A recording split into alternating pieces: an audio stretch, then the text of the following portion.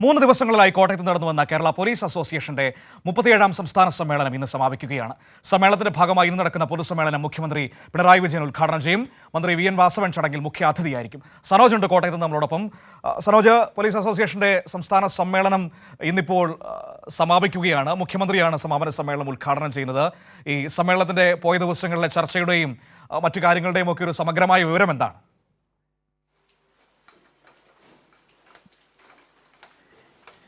തീർച്ചയായിട്ടും മനു, 14 വർഷങ്ങൾക്ക് ശേഷമാണ് പോലീസ് അസോസിയേഷൻ്റെ സംസ്ഥാന സമ്മേളനത്തിന് അക്ഷരനഗരി വേദിയാവുന്നത്. 3 ദിവസം മുന്നേ കേരളത്തിൻ്റെ ഭക്ഷ്യ സിവിൽ സപ്ലൈസ് മന്ത്രിയാണ് ഈ സമ്മേളനം ഉദ്ഘാടനം ചെയ്തത്. വിവിധ ദിവസങ്ങളിലായിട്ട് മന്ത്രി പി രാജീവ്, ഒപ്പം തന്നെ ജെ ചിഞ്ചുറാണി ഉൾപ്പെടെയുള്ള മന്ത്രിമാർ പങ്കെടുത്തിരുന്നു. ഇന്ന് അതിൻ്റെ പൊതുസമ്മേളനമാണ്. പൊതുസമ്മേളനം ഉച്ചയ്ക്ക് ശേഷം ആണ് നിശ്ചയിച്ചിരുന്നതെങ്കിലും മുഖ്യമന്ത്രി ഇന്നലെ എറണാകുളത്തെ പരിപാടിക്ക് ശേഷം കോട്ടയത്തെത്തി രാവിലെ ഈ പരിപാടി കൂടി ഉദ്ഘാടനം ചെയ്ത ശേഷമാണ് അദ്ദേഹം മടങ്ങുക. ഒപ്പം ഈ ചടങ്ങിൽ മന്ത്രി വി എൻ വാസവൻ മുഖ്യാതിഥിയായി പങ്കെടുക്കും. ഇതിനുശേഷം വൈകുന്നേരം കെ എൻ ബാലഗോപാൽ സമ്മേളനത്തിൽ പങ്കെടുക്കുന്നുണ്ട്. അങ്ങനെ 3 ദിവസങ്ങളിലായി നടന്ന സമ്മേളനത്തിൽ നിരവധി മന്ത്രിമാർ പങ്കെടുക്കുമ്പോൾ ആ സമ്മേളനത്തിനെ വളരെ പ്രാധാന്യത്തോടുകൂടി തന്നെയാണ് മന്ത്രിസഭ തന്നെ നോക്കിക്കാണുന്നത്. പ്രത്യേകിച്ച് കേരള പോലീസുമായി ബന്ധപ്പെട്ടുകൊണ്ട് നമ്മുടെ നാട്ടിലെ സുരക്ഷാ സംവിധാനങ്ങളൊക്കെ തന്നെ ഏകോപിപ്പിക്കുന്ന കാര്യത്തിൽ കേരള പോലീസിൻ്റെ പ്രവർത്തനങ്ങൾ പ്രശംസനീയം തന്നെയാണ്.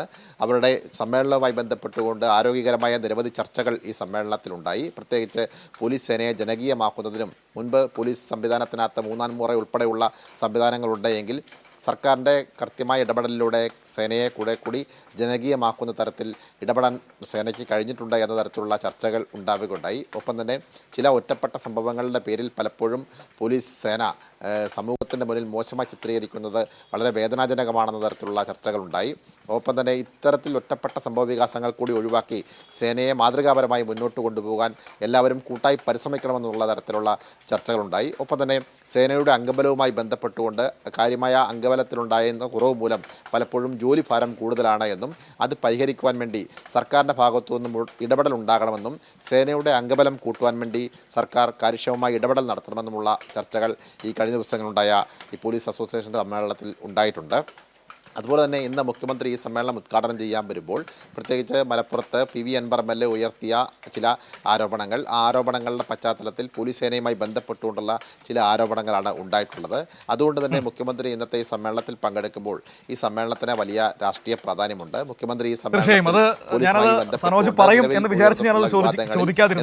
സ്വാഭാവികമായും അതിലൊരു വലിയ വാർത്താ പ്രാധാന്യം വരുന്നുണ്ട്. കാരണം ഭരണപക്ഷത്ത് നിന്ന് നിൽക്കുന്ന ഒരു എം.എൽ.എ തന്നെ അത്തരത്തിൽ ചില ആരോപണങ്ങൾ പോലീസിനെതിരെ വയ്ക്കുമ്പോൾ അതിലൊരു വാർത്താ പ്രാധാന്യമുണ്ട്. അതിലൊരു മറുപടി പറയാൻ സാധ്യതയുണ്ടോ എന്നത് സ്വാഭാവികമായും ഒരു ഉയർന്നു വരുന്നൊരു ചർച്ച തന്നെയാണ്.